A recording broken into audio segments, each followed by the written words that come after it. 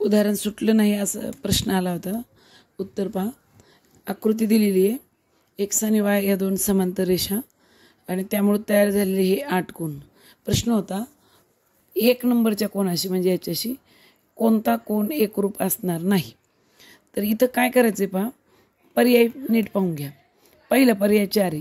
1 आणि 4 एकरूप असणार आहेत. का बरं? कोन 1 आणि 4 एकरूप आहेत. नीट लक्ष द्या. कसले कोण आहे ते? समोरासमोरचे आहेत पहा असे, म्हणजे विरुद्ध कोण आहे ते. याचं कारण काय आलं? विरुद्ध कोण. हे एकरूप असणार आहेत नक्कीच, समजून घ्या. मग पर्याय 8.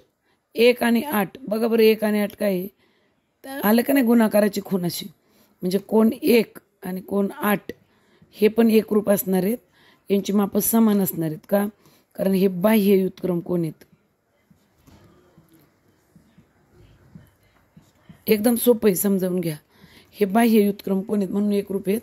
म्हणजे हा पण एकरूप आहे, हा पण एकरूप आहे. आता 7 बघा. बघा बरं 7. 1 आणि 7 1चा संगत कोन 5 आहे. कळते का? 1चा संगत कोण असता तर झाला असता एकरूप. पण 1चा हा संगत कोण नाही, हा व्युत्क्रम पण नाही, हा विरुद्ध पण नाही. तीनदाच एकरूपता येते. इथं पहा, एकदा विरुद्ध वापरला, एकदा व्युत्क्रम वापरलाय. 1 आणि 7 या कोणाचं काहीच नातं नाही, म्हणजे हा एकरूप नसणार आहे. 5 कोणाकडे बघा एकदा. 5 कोण. कोन 1 आणि कोन 5 कसे एकरूप आहेत पहा. कोन 1 आणि कोन 5 हे संगत कोण आहेत. हे एकरूप आहेत कारण हे संगत कोण आहेत. आजच मी फळ्यावर लिहून दिलं होतं एकरूप असणाऱ्या कोणांची नावं.